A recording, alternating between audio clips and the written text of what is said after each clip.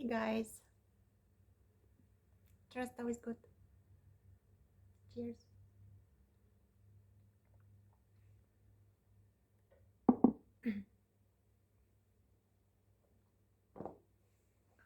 We came back 2 days from Stockholm and a lot of things I would like to share. Um, but let me check what what is this which I would like to share the most. I mean the most precious, at least in my experience. Mm.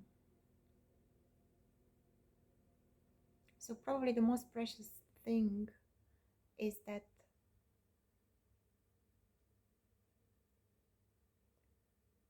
meetings like that in person, and not only in person, of course, but mainly in person, illuminates very quickly the idea that there is someone there choosing whether to jump on that meeting or not. If there is someone, as if there is someone who chooses to fly to Stockholm or somewhere else. And meetings like that illuminates that falsity. I mean, that idea of a choosing, of a chooser, very quickly.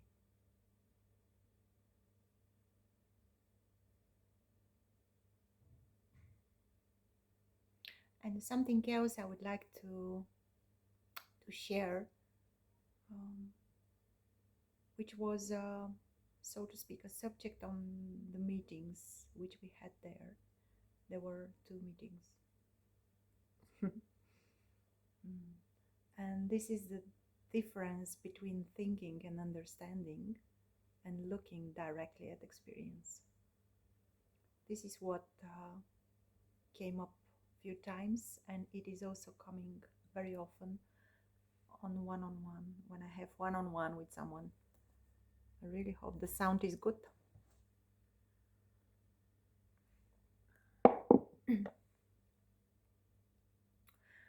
So I would like to use a simple example of to make it clear distinction between looking and thinking. So for example, let's say a child, your child, or not your child, but a, some close friend child, or let's say a child comes to you and say, I'm very afraid, I'm scared, because I have a feeling that there is a monster under my bed. So what would you do is the question. How would you react, and what would you say, and what would you do? Basically, you have few possibilities here. Let's say the first one, it could be like, of course there is no monster, there are no monsters, monsters are not real. And yet the child is saying, but yeah, it feels like there is this fear here, there is this contraction, and I'm so scared to lay down on the bed because I have a feeling that there is someone there, something there. So the best thing to do is like to take this child, to take the hand of that child, go in the room and check, literally look under the bed.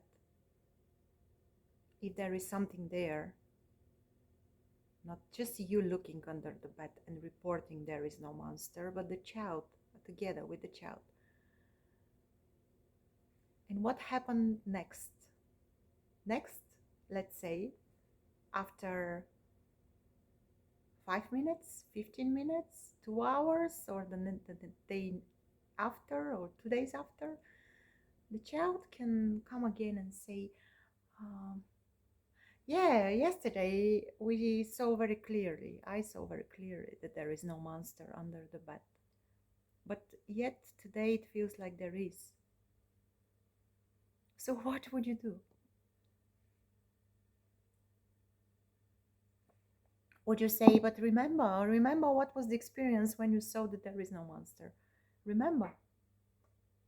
Or would you go again, take the child hand and go to the room and check under the bed. Isn't it that the simplest thing to do and the most obvious?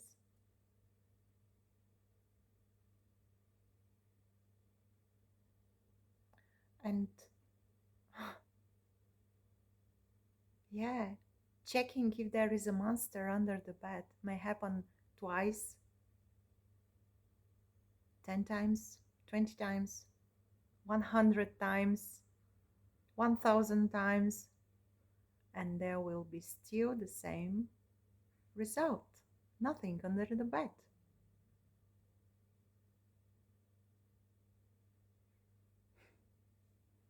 I guess you already have a feeling where, in which direction I'm trying to point.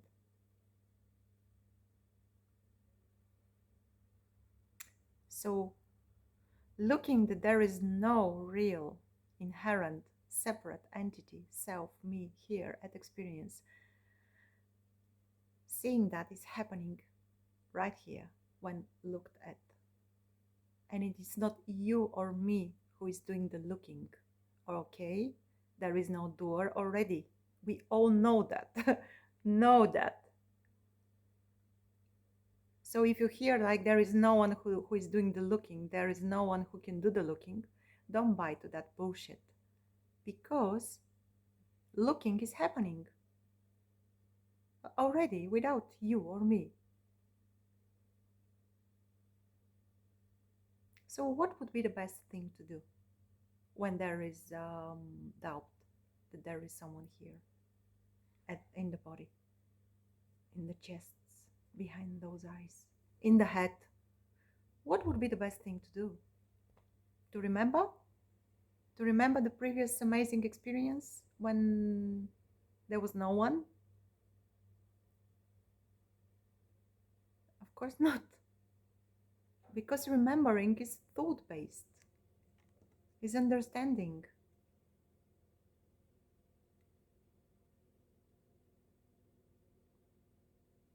When the intellect is involved, is intellectual. This is why it is called intellectual, guys. And this is why when it is experiential, there is a huge difference.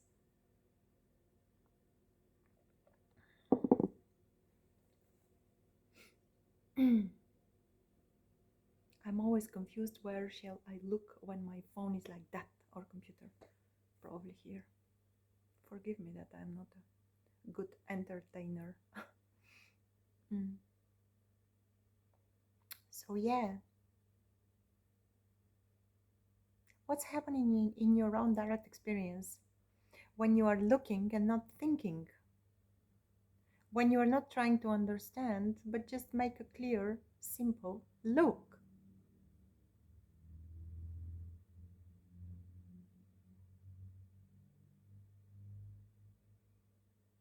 And again, it's very simple. It's so simple that that's why it's overlooked, because of the simplicity of that.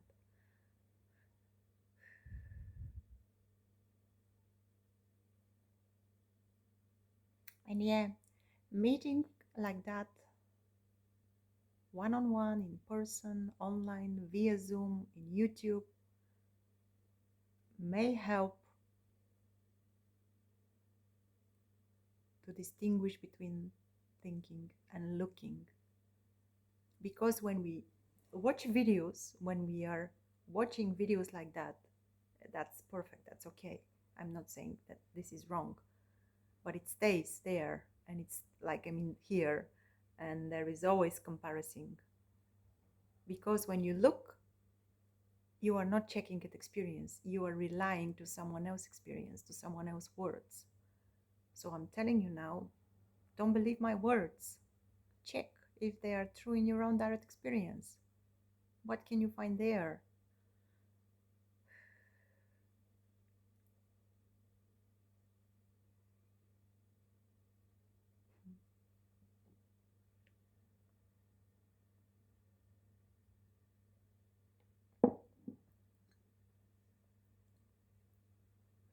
Is there a monster under the bed? How many monsters are there? it may feels like there is a monster, and the feeling could be so real, but is there a monster? And does the does um, the existence of the feeling or a sensation proves that there is something there?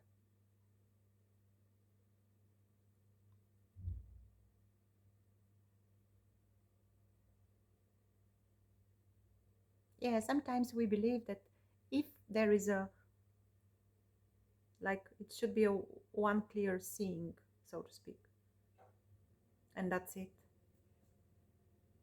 But this doesn't prevent illusion from happening. This is why it is called illusion. It's still appearing. It's so funny when we think that it should stop appearing just because we've seen through it.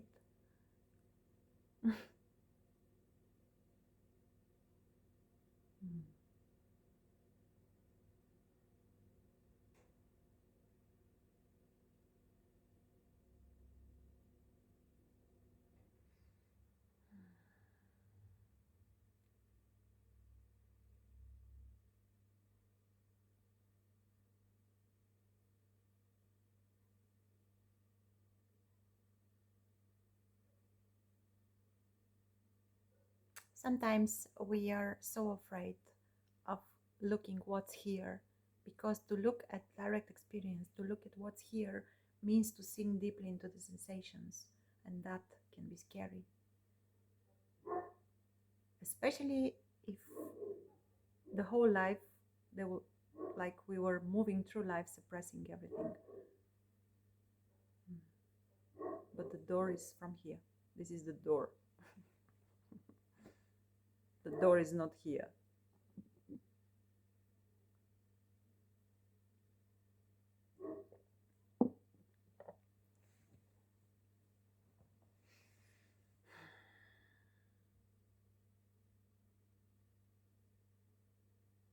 So yeah, if you're experiencing difficulties, you are not alone first. It's it's habitual to be drawn into thinking. It's so habitual.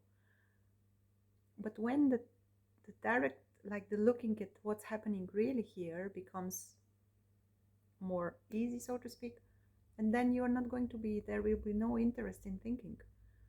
Yet thoughts are here, and there is no problem with that. There is no problem with thinking and thoughts, because they are just describing the experience. They are not the experience itself. They are part, inseparable part, but they are, like, they are not the holy grail, so to speak. And here comes the freedom to express, to do whatever. You can't do it right or wrong. This is the freedom. When you start looking, it's utterly impossible to be wrong because it's already here.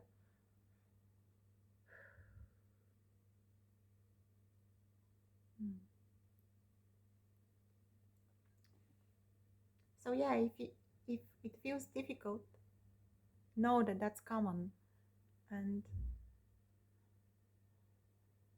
message me, write a comment, and we can look at that together if you want to. When there is a mirror, it's easier. We are just mirroring ourselves. Or you can say, we could say, this is mirroring itself all the time.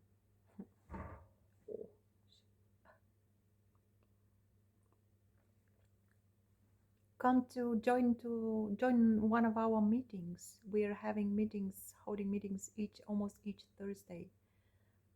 Those on YouTube, which are streamed on YouTube, are free of charge. For the other, there is a fee. Join. Do not pretend that you are alone, because you are not.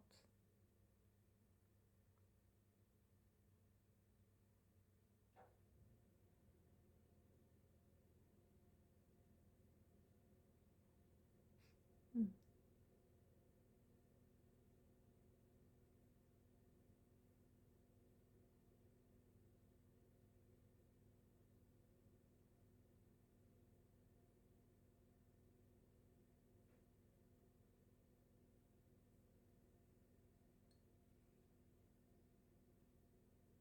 Most of you know that we are also offering something which we called monthly support, for the lack of a better word. And like not just we received the great feedback, but we can see that what's happening, like the magic of of what's unfolding. You can check out our website and see. You can make a test meeting if you want, to see if that approach it's okay for you. You see, the freedom comes from knowing and seeing, not only intellectually but experientially, that it doesn't really matter. And yet, paradoxically, everything is so precious, meaningless, and meaningful at the same time. It's hard to put that in words, but anyhow. Also, in the end of June, we are opening a space, not so big space, for few people, not more than 10, including us. Come and live with us for a week on a Greek island. This info, like the details, are also on our website. I'm going to put those in the detail, like the details on the link below. You will see.